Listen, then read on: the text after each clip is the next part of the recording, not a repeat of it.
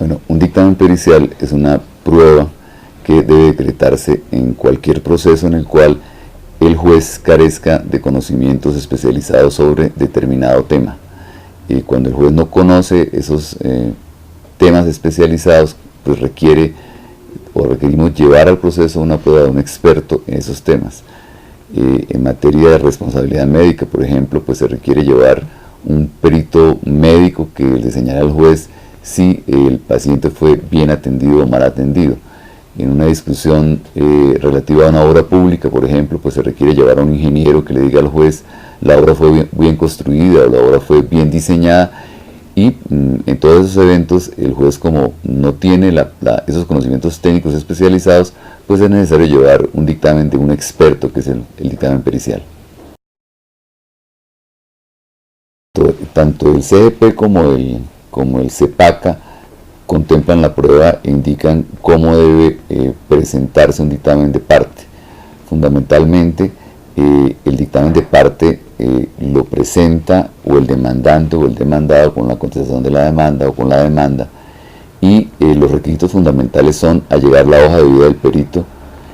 allegar como las pruebas que acrediten la idoneidad,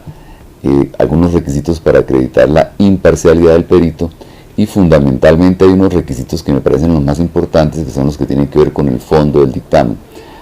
El dictamen pericial hay que prepararlo haciéndole un cuestionario al perito. El perito debe responder cada pregunta, debe indicar con qué fundamento responde la pregunta, o sea, con qué documentos está o con base en qué está respondiendo el cuestionario. Si los documentos están en el expediente, pues debe indicar que están en el expediente, si no, debe aportarlos. Adicionalmente, el perito debe indicar la metodología a través de la cual llegó a los resultados que está presentándole al juez, con el objeto de que el juez pueda revisar adecuadamente el dictamen, que pueda, digamos que siguiendo la metodología del perito, llegar a las mismas conclusiones. Y por último, se exige que el dictamen sea imparcial, y esto pues ha sido un poco discutido, pero la imparcialidad del perito quiere decir que el perito debe pronunciarse tanto respecto de las cosas buenas de la parte que lo contrató como respecto de las cosas malas. Si un perito simplemente destaca las cosas buenas de la parte que lo contrató, ejemplo, si un perito dice está evaluando daños y simplemente se refiere a los ingresos y no resta los gastos, pues es un perito que es parcializado y su dictamen carecerá de valor.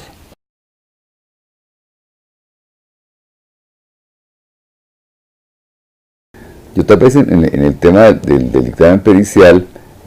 pues indicaría que primero creo que la mejor práctica es siempre allegar a un dictamen de parte. Creo que es mucho mejor allegar a un dictamen porque eso permite, digamos que dirigir, permite formular adecuadamente la defensa de la entidad. Me parece que es mucho mejor hacer esto que arriesgarse a que el juez designe el perito y que uno no sepa cuál vaya a ser su respuesta. Me parece que es mejor contratar siempre un dictamen, y por eso va a haber un buen espacio. Y lo segundo, la segunda sugerencia es determinar que tanto para preparar el dictamen como para contradecirlo, pues hay que saber que es una labor muy importante del defensor. O sea, el perito no puede hacer solo el dictamen, el abogado tiene la obligación de formular el cuestionario,